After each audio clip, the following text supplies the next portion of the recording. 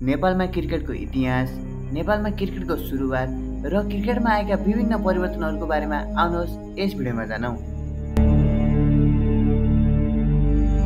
क्रिकेटको सुरुवात सन् 1700 को दशकमा बेलायतमा ब्रिटिसरहरूले खेल्न थालेका थिए। यसरी ब्रिटिसरहरूले खेल्ने गेम उनीहरू व्यापार गर्न आउँदा भारतमा सन् 1720 देखि 1730 को बीचमा प्रवेश भयो। यसरी ब्रिटिस व्यापारीहरू र सैनिकहरूद्वारा ल्याइएको थियो। सुरुमा क्रिकेट खेल केवल अङ्ग्रेज र ब्रिटिस अधिकारीहरू खेल्थे। पछि भारतीय समुदायहरू विशेष गरी पारसी समुदाय अङ्ग्रेजहरूलाई देखेर क्रिकेट खेल्न थाले। यसरी पारसी समुदायहरू क्रिकेट खेलेको देखेर अरू समुदायका मानिसहरू पनि बिस्तारै क्रिकेट खेल्न थाले। त्यसैगरी भारतबाट नेपालमा सन् 1920 तिर राणाहरूले नेपालमा क्रिकेटको सुरुवात गरे। नेपालका राणा शासकहरू त्यति बेला भारतका ब्रिटिस अधिकारीहरूसँग नजिक थिए।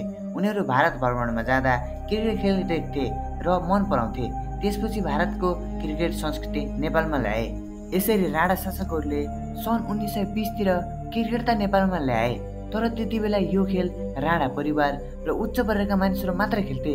साधारण जनतालाई क्रिकेट खेल हेर्न वा खेल्न कुनै अनुमति थिएन।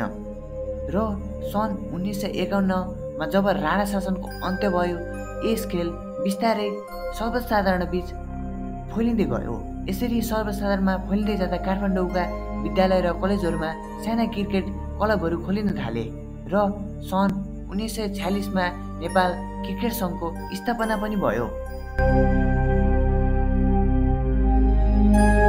यसरी सन् 1946 मा क्रिकेट एसोसिएसन अफ नेपालको स्थापना भयो।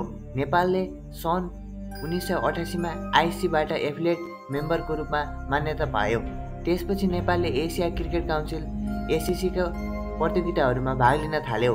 2001 मा नेपालले एससी अन्डर-19 ट्रफी जितेर ठुलो सफलता हात पार्यो। जब 2001 मा एससी अन्डर-19 ट्रफी विजय भयो, नेपालले लगातार अन्डर-19 क्रिकेटमा उत्कृष्ट प्रदर्शन गर्यो। आइसी अन्डर-19 वर्ल्ड कपमा भाग लिन थाल्यो। यही समयमा पारस खड्का, शरद भेष्वाकर, विनोद दास जस्ता खेलाडीहरू उदाए। 2006 देखि 2010 को बीचमा हेर्ने हो भने क्रिकेट अझै अर्ध व्यावसायिक अवस्थामा थियो। देशभित्र राम्रो संरचना र लगानी नहुँदा खेल विकासमा ढिलाइ भयो। यद्यपि क्यानले स्थानीय प्रतियोगिताहरू सुरु गर्यो, जस्तै national league, prime minister cup आदिले क्रिकेटलाई लोकप्रिय बनायो। यसरी सन् 2013 सालमा नेपाल क्रिकेटले ऐतिहासिक उपलब्धि हासिल गर्यो। बङ्गलादेशमा हुन लागेको 2014 सालको टी20 वर्ल्ड कपमा प्रवेश गर्यो। यो नेपाल क्रिकेटको इतिहासकै ठुलो मोड थियो। पारस खड्काको नेतृत्वमा नेपालले उत्कृष्ट खेल पनि देखायो। यसरी 2014 सालमा पहिलो पटक टी20 वर्ल्ड कपमा सहभागिता भयो। नेपालले बङ्गलादेशमा भएको टी20 वर्ल्ड कपमा 3वटा खेल खेल्यो। नेपालले हङकङ र अफगानिस्तानले हरायो र विश्वभरबाट त्यसबेला विशेष प्रशंसा पाएको थियो। यसरी उदाउँदै गएको क्रिकेट 2016 सालमा एकदमै ठुलो धक्का ल्यायो। आइसीले क्रिकेट एसोसिएसन अफ नेपाललाई राजनीतिक हस्तक्षेपका कारण निलम्बन गर्यो। यसले क्रिकेट प्रशासनमा ठुलो सङ्कट ल्यायो, तर खेलाडीहरूले आफ्नो दममा खेल जारी राखे। 2018 मा ओडिआई स्ट्याटस प्राप्त गरे। नेपालले आइसी वर्ल्ड कप क्वालिफायर 2018 जिम्बाब्वेमा राम्रो प्रदर्शन गर्दै वान डे इन्टरनेसनल स्ट्याटस पायो।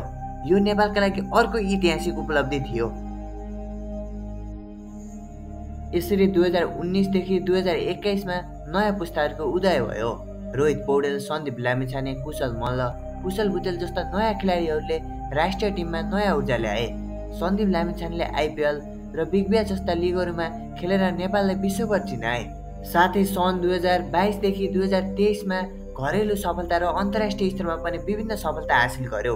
नेपाल टी20 लिगको सुरु भयो र नेपालले आइसी वर्ल्ड कप क्वालिफायर 2023 जिम्बाब्वेमा पनि उत्कृष्ट खेल खेल्यो र नेपालले एसिया कप 2023 मा पनि स्थान बनायो र नेपालले पहिलो पटक भारत र पाकिस्तान जस्ता ठुला टिमसँग खेल पनि खेल्यो।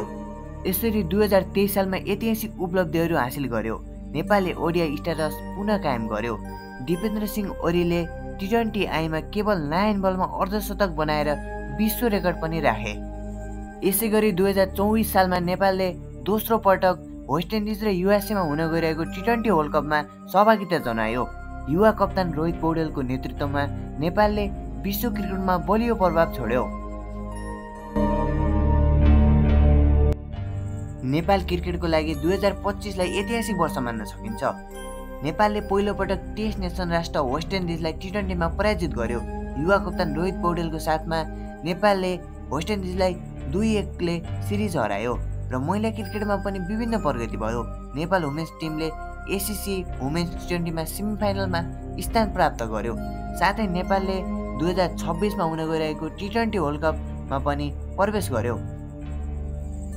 यसरी नेपालले भारत र श्रीलङ्कामा हुने 2026 सालको वर्ल्ड कपमा क्वालिफाई गर्यो। यो सँगै नेपालले 3 पटक वर्ल्ड कपमा क्वालिफाई गर्यो। 2014 साल, 2024 साल र 2026 साल हुँदै 3 पटक नेपालले वर्ल्ड कपमा क्वालिफाई गर्यो। यसरी क्रिकेटमा विभिन्न प्रगति गर्दै जाँदा घरेलु संरचना र लिगहरू नेपाल टी20 लिगको 2025को संस्करण सफलता साथ सम्पन्न भएको छ। नयाँ मैदानहरू र अभ्यास सुविधाहरू निर्माण हुँदैछन्। प्रायोजक र लगानी बढ्दै क्रिकेटलाई व्यवसाय र स्थायी बनाउने प्रयास भइरहेको छ। यसरी क्रिकेटमा विभिन्न प्रगतिहरू भइरहेका छन्।